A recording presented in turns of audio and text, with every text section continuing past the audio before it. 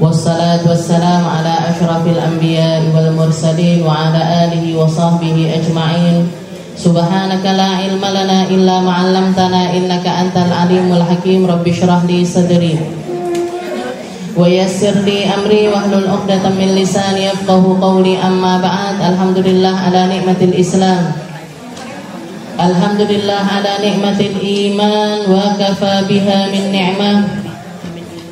Alhamdulillah, segala puji bagi Allah Subhanahu wa ta'ala yang menyehatkan kita, menyempatkan kita, yang menjadikan kita di hari ini, di pagi hari menjelang siang ini menjadi hamba-hamba yang insya Allah ditetapkan imannya oleh Allah Subhanahu wa ta'ala, yang di saat ini diberikan hidayah serta inayah untuk menjemput hidayahnya, yang di kesempatan hari ini dikumpulkan bersama-sama untuk merajut ukhuwah, untuk menjalin silaturahmi, menautkan hati kita. Semoga apa yang kita usahakan dinilai pahala oleh Allah Subhanahu wa ta'ala, dijadikan pengangkat derajat bagi kita semuanya, dijadikan pembersih dari dosa-dosa kita, dijadikan sama Allah Ta'ala sebagai bukti bahwasanya kita berkumpul karena Allah, berpisah juga karena Allah. Berkumpul di dalam naungannya Allah, tidak melakukan hal apapun yang menyakiti sesama kita ataupun apa yang ada di sekitaran kita, karena kita menautkan diri kita dengan syariatnya Nabi Muhammad sallallahu alaihi wasallam. Sebuah syariat yang mengatur segalanya, sebuah kitab yang menjadi rujukan dari segala perkara, sebuah hadiah dari Allah Subhanahu wa ta'ala untuk menjadi pedoman kehidupan kita, yang ketika kita memilih untuk berpegang dengannya dijanjikan syurga oleh Allah Ta'ala, sedangkan yang menolak tentang perkara tersebut dijanjikan neraka oleh Allah Ta'ala. Na'udzubillahi min dzalik. Maka salah satu bekal kehidupan yang harus kita punya, bekal untuk kita mengarungi bahtera kehidupan yang penuh dengan bolak-baliknya perkara, bekal untuk kita menjalani kehidupan ini sesuai dengan aturannya Allah Subhanahu wa ta'ala dan tetap kuat berpijak di atas buminya Allah Ta'ala. Maka Allah Ta'ala mengatakan di dalam Al-Quran, wasta'inu bis-sabri was-salah. Kamu di dalam kehidupanmu, kamu kalau masih tetap pengen hidup, kamu kalau mau hidup dengan sebenar-benarnya hidup, maka mintalah bantuan lewat sholat serta sabar. Wasta'inu bis-sabri was-salah. Mintalah pertolongan. Di sini pakai kalimat minta pertolongan dalam hal apa? Gak ada, Bu. Kalau aturan kalimat bahasa Arab gak ada sesuatu yang dituju, berarti itu memiliki sifat umum. Apapun kamu mintalah bantuan lewat perkara sabar, lewat perkara sholat. Kamu buntu di dalam ekonomimu, sabaro, terus sholato. Kamu diuji dengan berbagai macam musibah, sabaro, terus sholat.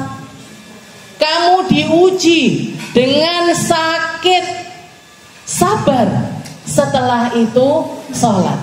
Apapun permasalahan kehidupan kita, ketika kita memiliki makna sabar, memiliki makna sholat, punya ikatan khusus dengan Allah Ta'ala lewat sholat, maka semua masalah kita akan diatasi oleh Allah Subhanahu wa Ta'ala. Yang ngatur Allah, yang nata Allah, yang ngasih balesan Allah, yang menjadikan kehidupan setelah ujianmu itu akan semakin indah? Allah, Bu. Kamu gak bisa minta bantuan sama orang, gak bisa. Kamu gak bisa mengandalkan hartamu, gak bisa. Kamu bahkan gak bisa mengandalkan guru-gurumu, gak bisa. Untuk bekal kehidupan ini kamu butuh sabar, kamu butuh sholat. Lek ndak duwe sabar, ndak duwe sholat, ndak urip, Bu.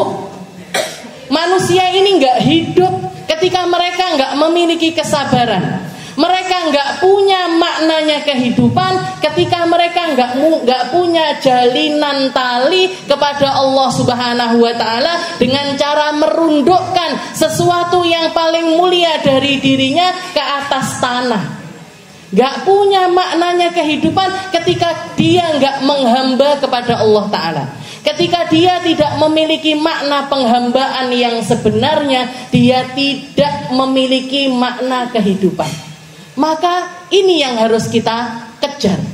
Ini yang harus kita belani. Yang semacam ini yang harus kita prioritaskan.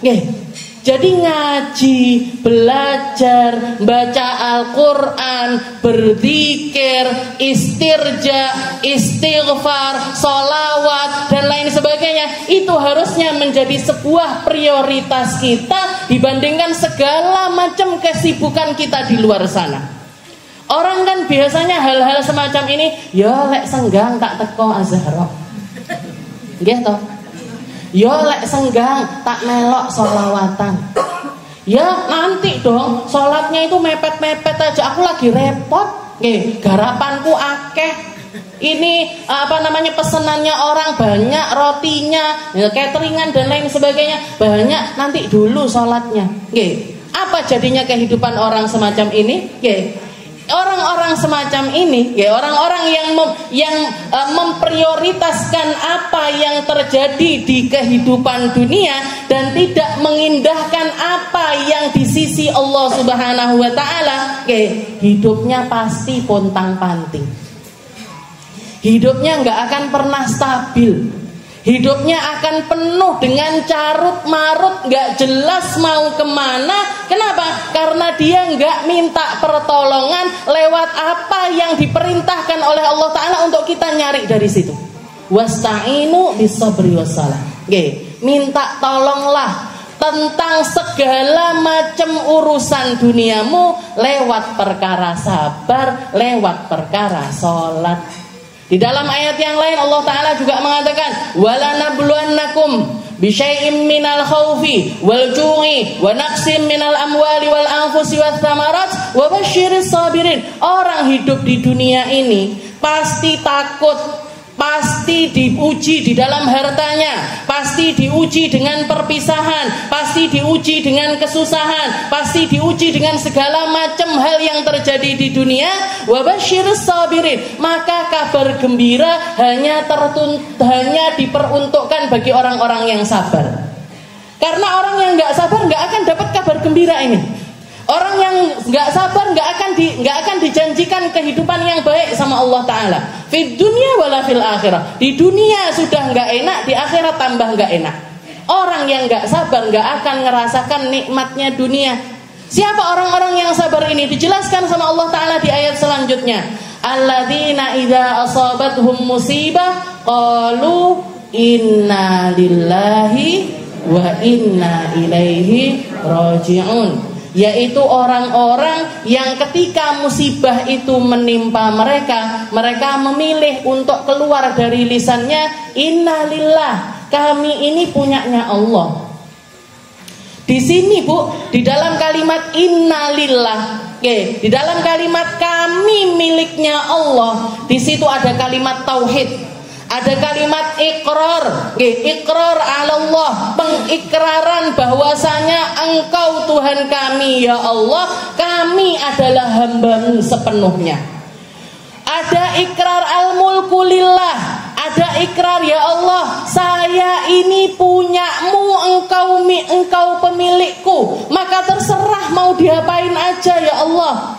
innalillah, kami ini punyanya Allah. Kalau misalkan kita ditimpa musibah kehilangan orang tercinta, ya Allah, dia punyanya Allah, saya juga punyanya Allah.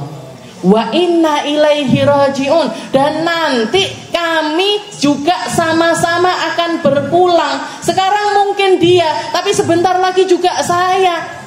Sekarang mungkin mereka, tapi nanti sebentar lagi saya. Tinggal nunggu giliran aja. Apa selanjutnya di sini? Al-iqrar birrujuk. Kita mengimani kepada Allah, kita beriman kepada Allah Ta'ala bahwasanya kita pasti kembali kepada Allah. Orang kalau eling tempat kembalinya, orang kalau faham bakalan kembali kepada Allah Ta'ala, Bu, ngambil dari dunia ini secukupnya aja. Ngambil dari dunia ini buat bekal akhiratnya aja. Ngambil dari dunia ini, yang penting aku selamat nyampe surganya Allah Ta'ala. Pakai baju yang penting, yang penting apa? Yang penting pantes. Duduk sing penting api. Yang penting pantes. Dibawa kondangan pantes, dibawa ngaji pantes, dibawa ora usah fashion show pokoknya. Dibawa kemana-mana itu pantes, nggak lubang-lubang, nggak auratnya kita nggak tersingkap, muamalahnya kita sama Allah Ta'ala terjaga, syariatnya kita terjaga, sekedarnya. Selebihnya dipakai buat apa? Ya Allah, saya bisa punya baju ini, sebagaimana saya seneng pakai baju yang semacam ini, saya kasih orang-orang yang gak punya baju, biar mereka juga bisa punya baju. Ya Allah, saya makan, saya seneng sama makanan ini, sebagaimana saya seneng sama makanan ini, saya pengen banyak orang juga merasakan makanan yang sama. Ya Allah, saya nikmat punya rumah. Ya Allah, piye kuwi ceritane wong-wong sing gak duwe omah, yang kena bencana, yang kena peperangan dan lain sebagainya, nyisihkan sebagian hartanya untuk perjuangan di jalannya Allah Ta'ala, sehingga selamat gak sendirian tapi bareng-bareng. Sehingga selamat bukan cuma dapat pahala untuk dirinya, bisa ngirimkan untuk orang tuanya, bisa investasi untuk akhiratnya, bisa wakaf, bisa bangun masjid, bisa bangun musola, bisa bangun pesantren dan lain sebagainya. Yang kesemuanya itu harapannya pahala ngalir meskipun kita sudah ada di liang lahat. Ini orang-orang yang cerdas. Ini orang-orang yang faham. Seperti yang dikatakan oleh Nabi Muhammad SAW, al-kayyis mandana nafsuhu wa amila lima ba'dal maut. Orang yang cerdas, orang yang jenius, orang yang faham, orang yang akalnya mancep, itu adalah mereka-mereka yang memilih untuk dana nafsuhu, nafsunya ini dipending, keinginannya ini ditahan, wa amila lima ba'dal maut. Setelah itu dia investasi untuk alam akhiratnya. Apa ya kira-kira sing iso tak gawa mati? Saya seneng pakai baju bagus. Gimana caranya biar baju bagus ini tak pakai, nggak cuman di dunia tapi di akhirat nanti? Gimana caranya? Kasih baju sama orang-orang, Bu. Ya Allah, saya pengen punya rumah bagus. Piye carane ya omah iki melok neng kuburan kungku? Bisa apa enggak kalau rumah yang jenengan dibawa? Kalau rumah yang beneran dibawa enggak mungkin bisa. Nggih. Diprotes sama orang-orang kampung nanti. Lah kok sak omahe Bu digawa mati. Nggih. Kendaraan saya pengennya tak bawa mati. Lah kok sampai mobil-mobilnya, motornya yang dibawa mati. Oke, diprotes sama orang-orang. Tapi gimana caranya biar ini semuanya kita bawa ke alam akhiratnya Allah Ta'ala? Jenengan investasikan di jalannya Allah. Jadi orang-orang yang cerdas, jadi orang-orang yang menderma, jadi orang-orang yang berjuang. Oke, Ini cara yang diajarkan oleh Nabi Muhammad sallallahu alaihi wasallam. Wa basyiris sabirin alladzina idza asabatuhum musibatun qalu inna lillahi wa inna ilaihi raji'un. Bu, kalimat inna lillahi wa inna ilaihi raji'un itu para ulama mengatakan kalimatul malad. Kalimat yang mampu meredam hararatul qalb. Kalimat yang mampu meredakan gejolak hati, gejolak rasa, gejolak pikiran ketika kita pertama kali terkena musibah. Ketika kita kena musibah pertama kali, abah kita meninggal, ibu kita meninggal, suami kita, anak kita, atau kehilangan harta sekian banyak, kecurian dan lain sebagainya. Itu kan di dalam hati ini rasanya panas. Di dalam hati ini ada sesuatu yang pengen kita keluarkan. Makanya biasanya orang ketika kehilangan orang tercinta geruk nangis. Karena merasa apa? Karena perasaan dirinya dia, perasaan hatinya dia, iki koyoke metu iki lek aku bengok. Ini kayaknya bakalan padam ini kalau saya teriak. Ini kayaknya kalau saya nyakar-nyakar kepala saya, nyabik-nyabik baju saya, nampar-nampar muka saya, kayaknya redam ini apa yang ada di dalam hati saya. Tapi ternyata kan enggak. Tapi kan ternyata enggak bisa. Tapi ternyata kan itu cuman permainannya setan aja, biar kita menjadi hamba yang gak terima tentang takdir yang Allah Ta'ala takdirkan atas kita. Maka apa? Allah Ta'ala ngasih solusi dengan apa? Ngasih solusi, dikasih kita kalimat ini tadi, inna lillahi wa inna ilaihi raji'un. Ketika kita mengucapkannya dengan kesadaran penuh, dengan keimanan penuh, dengan keyakinan penuh, maka rasa panas yang nyokot di dalam hati itu seketika akan dipadamkan oleh Allah Subhanahu wa Ta'ala. Ndak popo ya budal dhisik, nanti aku nyusul. Ndak popo nak, kamu berangkat dulu, nanti setelah itu ibu. Ndak apa-apa kak, budal dhisik, ndak popo, nanti ketemu lagi, tinggal aku memantaskan kepadamu biar sama-sama ada di tempat yang diridhoi oleh Allah Subhanahu wa Ta'ala. Para ulama mengatakan kematian itu bukan perpisahan. Perpisahan yang sebenarnya adalah ketika salah satu ada di surga, salah satunya ada di neraka.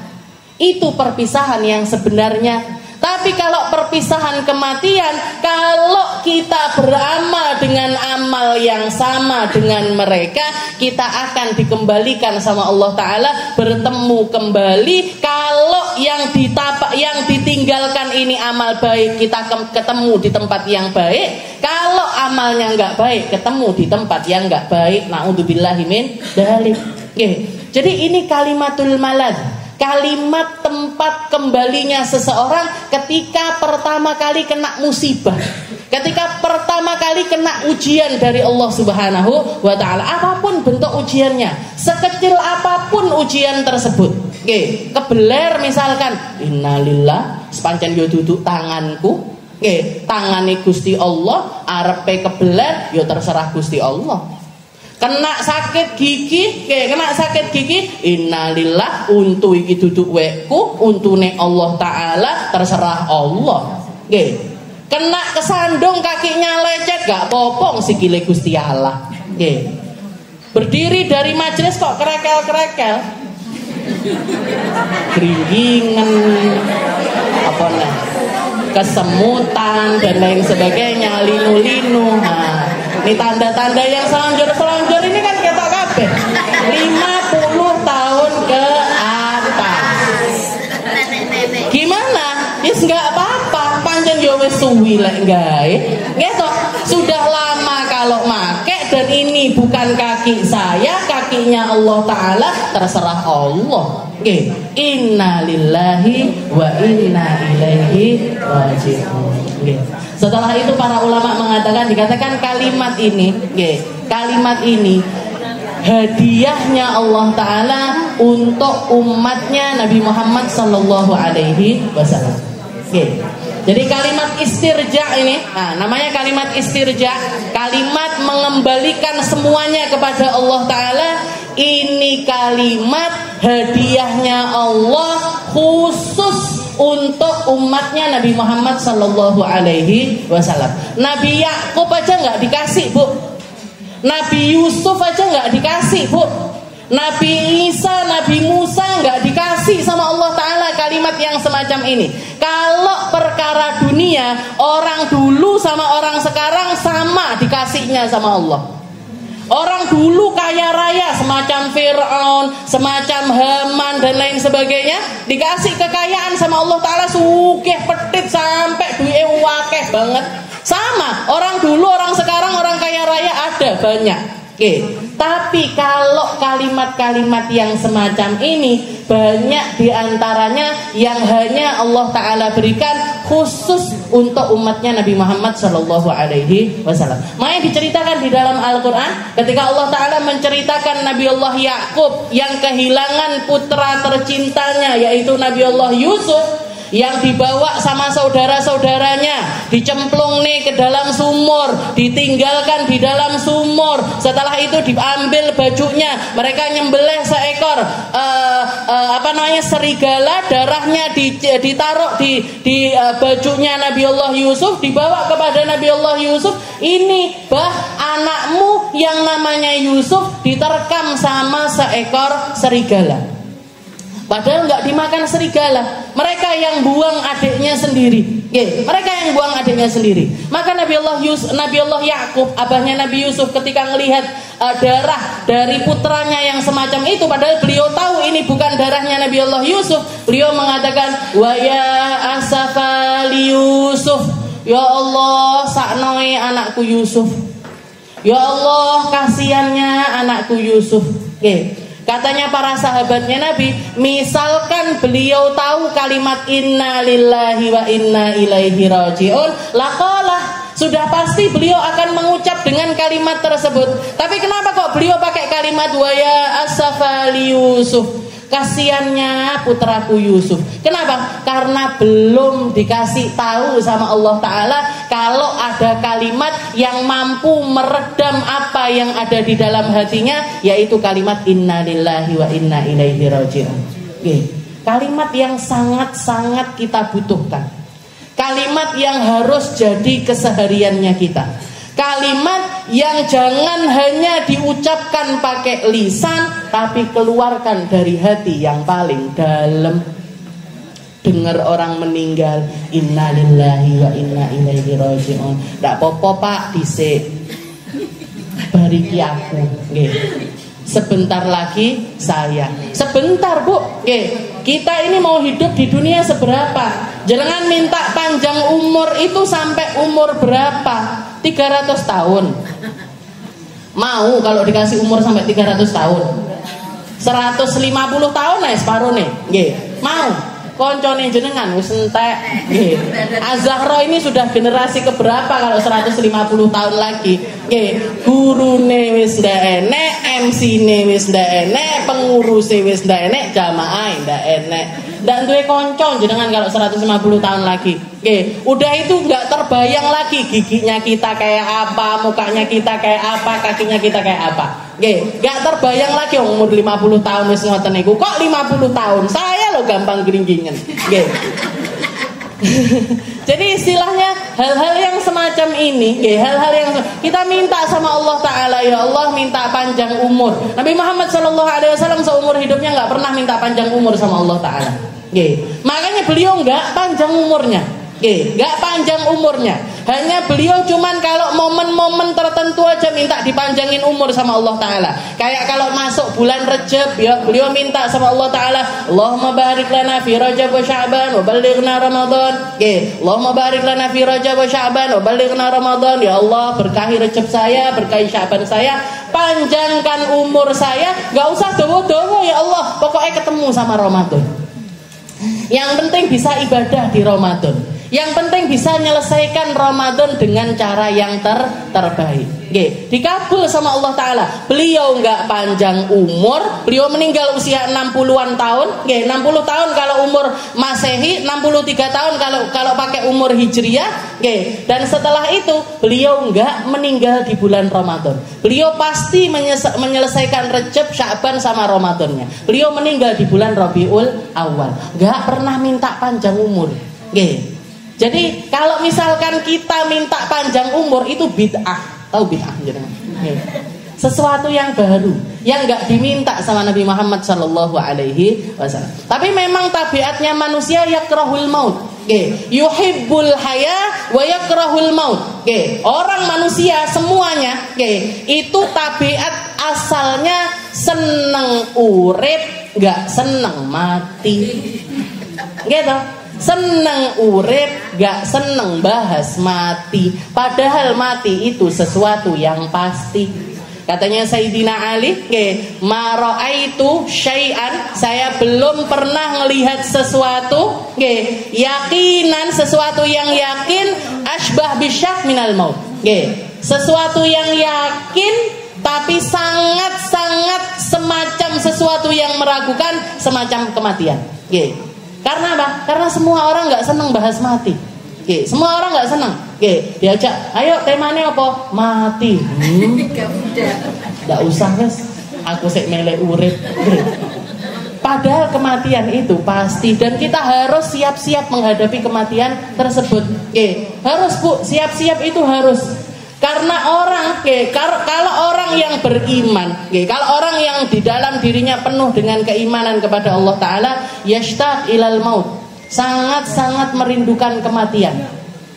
Karena apa? Marai cepak-cepak.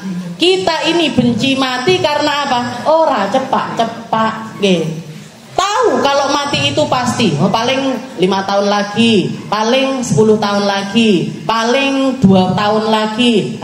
Tahu kalau pasti itu bakalan mati. Tapi selalu menunda-nunda persiapan kita di dalam kematian.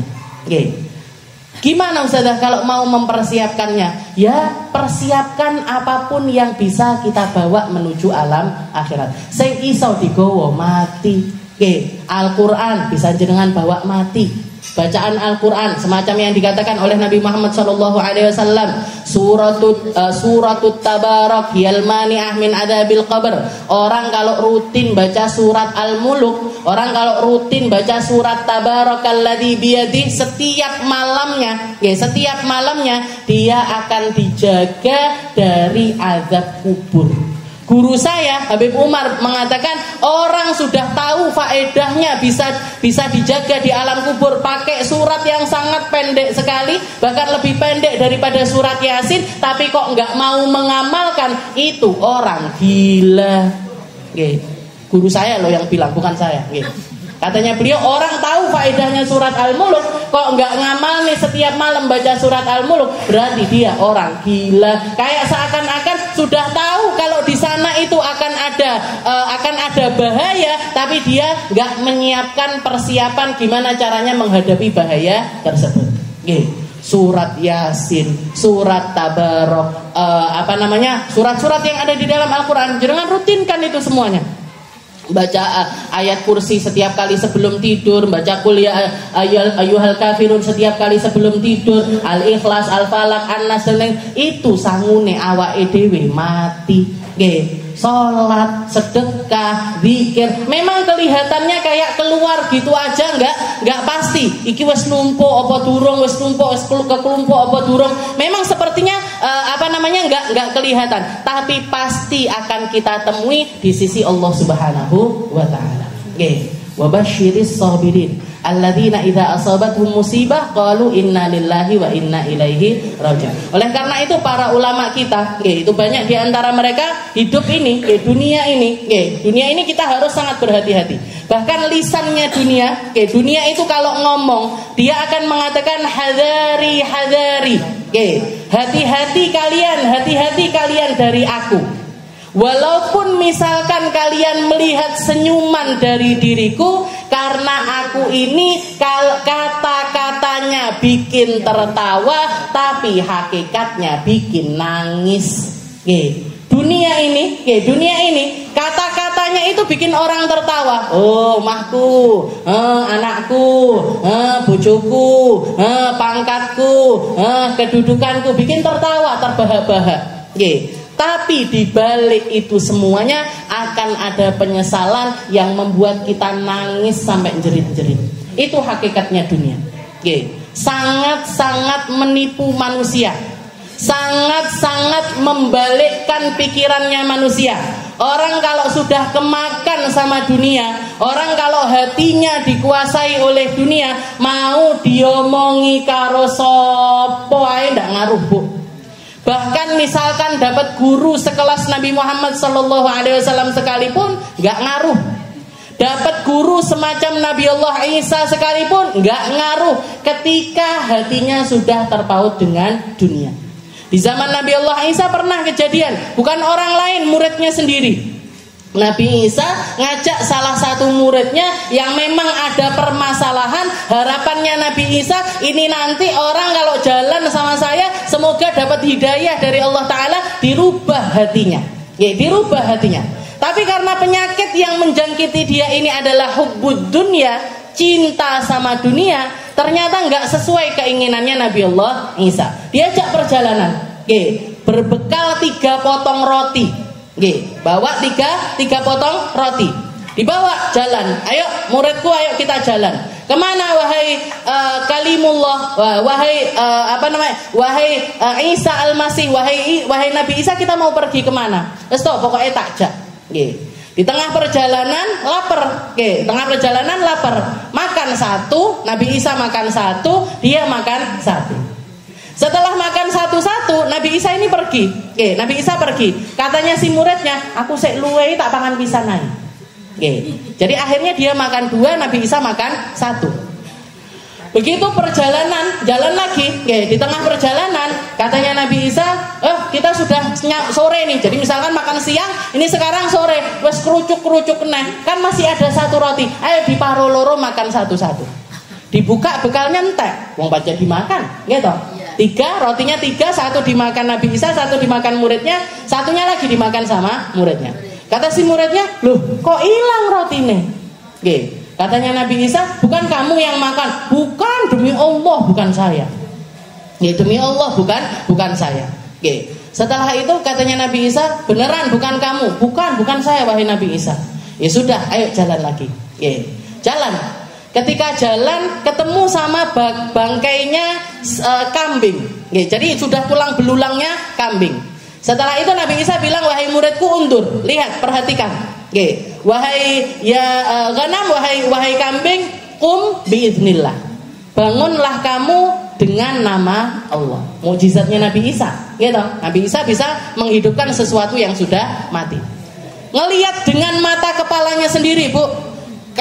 Tulang belulangnya kambing itu yang sudah berserakan membentuk jadi seekor kambing. Habis itu dibalut dengan darah, dibalut dengan otot, dibalut dengan daging, dibalut dengan kulit, dibalut dengan segala macamnya, sampai balik jadi kambing lagi, ditiupkan ruh sama Allah Ta'ala, hidup lagi dia. Setelah melihat mukjizat sebesar itu di depan matanya, Nabi Isa nanya, wahai muridku, dengan demi zat yang menghidupkan kambing ini di depan matamu, man akalar ragif, siapa yang makan roti yang 1 tadi? Kata muridnya, bukan saya wahai Nabi Isa. Nggak ngaku loh, Bu. Di depan mukjizat kayak gitu. Katanya Nabi Isa, ya khair, ya wes, saya jalan lagi. Jalan lagi sampai di pinggir sungai. Di pinggir sungai. Katanya muridnya, gimana ini Nabi Isa, kita mau nyebrang ini lewat apa, pakai apa? Kamu gocelan saya, pegang saya, pegang baju saya, pegang pakai bajunya Nabi Isa, jalan di atas sungai. Kakinya nggak basah sama sekali, nyampe ke pinggir. Begitu nyampe pinggir, nanya lagi Nabi Isa, wahai muridku, demi zat yang menjalankan kita di atas air, man akalar rohi, siapa yang makan roti yang satu tadi? Katanya dia, bukan saya, bukan saya, wahai Nabi Isa, bukan saya. Ya khair, ya udah, ayo. Habis itu jalan lagi, nyampe ke pegunungan. Di gunung ini, tahu-tahu, jadi di bawah gunung itu kan ada batu-batu besar, ya ada batu-batu besar. Ada 3 batu besar di bawah gunung tersebut. Setelah itu Nabi Isa mengatakan, ya hajar kun zahaban, wahai 3 batu, jadilah kalian semuanya emas. Biiznillah, dengan izin Allah, berubah jadi emas. Langsung berbinar-binar matanya, langsung hijau langsung. Katanya si muridnya, wahai Nabi Isa, ini buat siapa? 3 emas ini tadi, 3 bongkahan emas ini buat siapa? Katanya Nabi Isa, 1 punya saya, 1 punya kamu, 1 punyanya orang yang makan roti. 1 punyanya orang yang makan roti. Kata muridnya, saya yang makan roti. Berarti sing loro wekku ya. Berarti yang 2 ini punya saya, wahai Nabi Isa. Maka Nabi Isa mengatakan, hadza firaqu baini wa baini. Kalau kamu punya rasa yang semacam ini, berarti sekarang ini saatnya kita untuk berpisah, karena antara Allah Ta'ala dengan dunia itu enggak pernah bisa bersatu. Sesuatu yang jalan di jalannya Allah Ta'ala itu harus lepas dari keduniaannya. Maka sekarang nggak bisa, kamu nggak bisa lagi jadi muridku. Aku tak pergi, kamu terserah mau ngapain. Wis iki pek-peken telu-telune Rita. Ini 3-3-nya kamu ambil, terserah kamu. Katanya si muridnya, ya khair, nggak apa-apa. Untung aku punya 3 bongkah emas. Punya 3 bongkah emas. Pergi Nabi Isa, ditinggal sama Nabi Allah Isa. Ganti dia yang bingung. Terus piye caraku nggawa emas iki mang? 3 emas ini nanti gimana cara aku bawa pulangnya ini tadi gimana? Ditinggal eman-eman, mau pergi juga takut diambil orang dan lain sebagainya. Tahu-tahu ketika dia lagi kebingungan seperti itu, dalam keadaan sudah lapar luar biasa karena sudah perjalanan lebih dari 1 hari, datang 2 orang perampok. Datang 2 orang perampok. Ngelihat ada orang punya emas segitu banyak, bodoh gitu. Orang ahli dunia ketemu sama ahli dunia. Katanya si 2 orang tersebut sudah mau dibunuh ini. Yang punya emas ini tadi sudah mau dibunuh. Katanya dia, wes kita damai aja lah. Gini aja, kita kan bertiga ini satu-satu aja lah, dibagi satu-satu. Tapi bantu saya untuk bawa emas ini ke kota.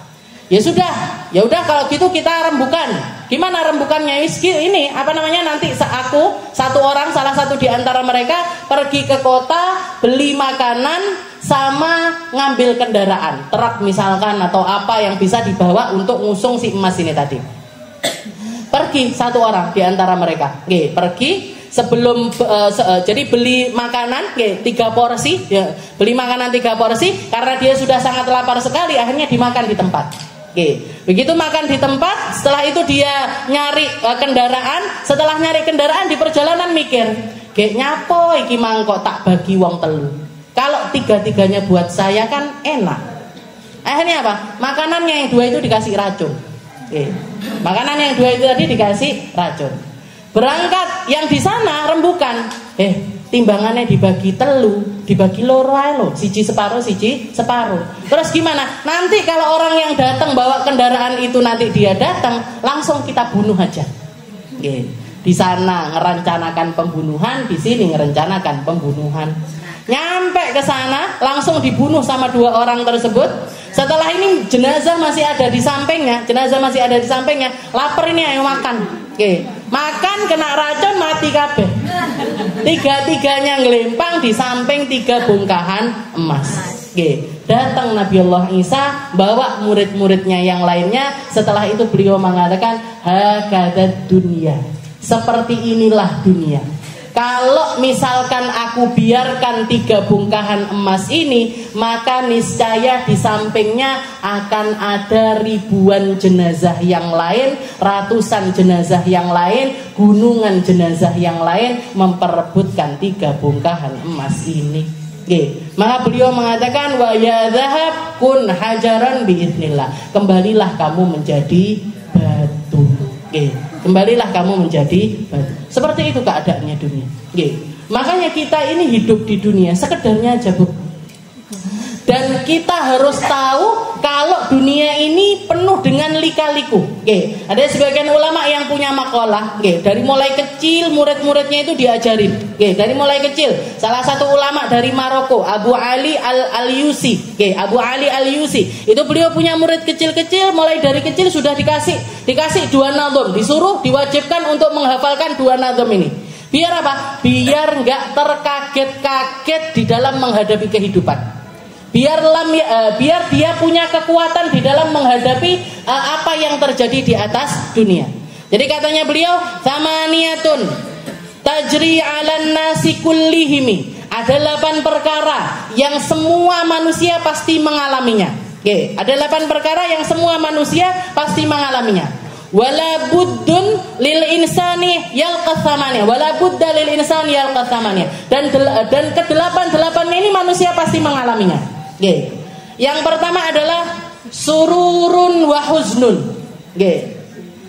Gembira, sedih. Kegembiraan sama kesedihan. Setiap kali kita ngerasa senang, di saat itu juga kita harus sadar bahwasanya ini bisa jadi langsung dicabut sama Allah Ta'ala, ganti menjadi kesedihan. Begitu juga ketika kita ngerasakan sedih. Sedih ini gak akan selama-lamanya sedih. Sedih itu pasti ganti senang, senang juga pasti ganti sedih. Sururun wa husnun. Sururun wa husnun. Setelah itu wajtima'un wa furqatun. Perkumpulan sama perpisahan. Yang bikin jenengan betah duduk di sini bukan karena saya, Bu. Bukan karena Bu Dinda, bukan karena apa-apa, tapi tahu persis jam 11 mesti wis bar. Nggih toh? Jam 2, Pak maksimal jam 12 lah. Nggih. Kenapa? Karena setiap perkumpulan pasti ada perpisahan. Nggih. Itu pasti. Jenengan diketemukan sama suami pasti bakalan pisah. Jenengan diketemukan sama anak pasti bakalan berpisah. Jenengan diketemukan sama orang tua pasti bakalan berpisah. Jenengan diketemukan sama saudara pasti bakalan berpisah. Wajtima'un wa furqatun. Jadi setiap pertemuan pasti ada perpisahan. Jadi siap kita. Jadi saya nggak setuju itu kemarin. Kalau nggak salah kemarin saya nggak sengaja dengar ada lagu. Pokoknya intinya saya nggak hafal lagunya. Pokoknya intinya itu nyanyinya gini. Pokoknya saya siap hidup di dunia asal dengan kamu. Pokoknya harus sama kamu. Harus sama dirimu. Ini orang yang punya persepsi kayak gini. Jangan tahu lagunya. Pokoknya hanya denganmu atau pokoknya gitulah. Ini orang kalau misalkan dia pakai konsep yang semacam ini di dalam hidupnya, mati pasangannya terpuruk luar biasa. Mati pasangannya terpuruk luar biasa. Kenapa? Karena di dalam pertemuannya dia nggak meyakini adanya perpisahan. Kalau orang iman enggak, ijtima'un wa furqatun. Setelah itu yang kelima dan yang keenam, wa usrun wa yusrun. Wa usrun wa yusrun. Setiap kesulitan pasti ada kemudahan. Jenengan ketika dimudahkan suatu saat akan disulitkan. Jenengan ketika disulitkan pasti ada kemudahan. Itu pasti. Wa usrun wa yusrun. Adanya kemudahan, adanya kesulitan. Tsumma sukmun wa afiyah. Dan yang terakhir, adanya rasa sakit pasti ada kesembuhan dari Allah. Orang itu enggak selamanya sakit dan orang juga enggak selamanya sehat. Oke. Jadi ketika sehat kita siap sakit, ketika sakit kita siap sehat. Nah, ini 8 perkara yang kayak didoktrinkan kepada anak-anak kecil dari Abu Ali Al-Yusi, biar apa? Biar mereka tahu lika-likunya kehidupan. Oke, sakit itu biasa, berpisah itu biasa, berkesulitan itu biasa. Oke, sulit itu biasa.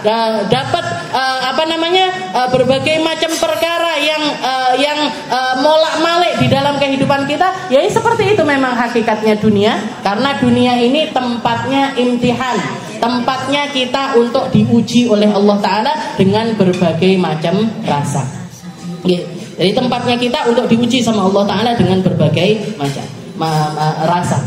Maka yang paling beruntung adalah para ahli iman. Allah Ta'ala mengatakan yahdi qalbah, orang-orang yang hatinya itu dikasih hidayah sama Allah Ta'ala. Dikasih hidayah gimana caranya merespon setiap rasa. Ketika mereka dikasih kenikmatan, mereka bersyukur. Ketika mereka dikasih kesulitan, mereka akan bersabar. Ketika mereka dapat musibah, mereka merasakan bersabar bahwasanya Allah Ta'ala menjanjikan segala macam yang indah ke belakangnya. Ada iming-iming pahala di situ, ada iming-iming khalaf. Khalaf itu ganti dari Allah Ta'ala yang lebih-lebih daripada apa yang sekarang ini kita miliki. Itu semuanya pasti diberikan hanya kepada orang-orang yang sabar. Ketika kita dapat kenikmatan, kita digampangkan untuk bersyukur. Sehingga apa? Kenikmatan ini enggak membuat kita terlena. Harta enggak bikin kita terlena, umur enggak bikin kita terlena, jabatan enggak bikin kita terlena. Hatinya dipenuhi dengan hidayah dari Allah Subhanahu wa Ta'ala. Mungkin-mungkin kita semuanya dikuatkan sama Allah. Mungkin kita semuanya digampangkan untuk memiliki iman dan Islam yang benar. Kita dibantu berkahnya Nabi Muhammad SAW, berkahnya perkumpulannya kita, berkahnya doa-doa yang kita panjatkan, berkahnya segala sesuatu yang kita perjuangkan di tempat ini. Mungkin-mungkin sama Allah Ta'ala dinilai dengan nilai pahala, dikasih balasan yang setimpal, dikasih balasan yang indah, dikasih masa depan yang luar biasa di akhiratnya Allah Ta'ala. Kumpul di dunia, kumpul di akhirat, gembira di dunia, gembira di akhirat, bisa bertemu semacam ini di dunia, bisa bertemu lagi nanti di akhiratnya Allah Ta'ala. Ala hadhihi niyah wa ala kulli niyatin salihah wa ila hadratin Nabi Muhammad sallallahu alaihi wasallam bisirril Fatihah.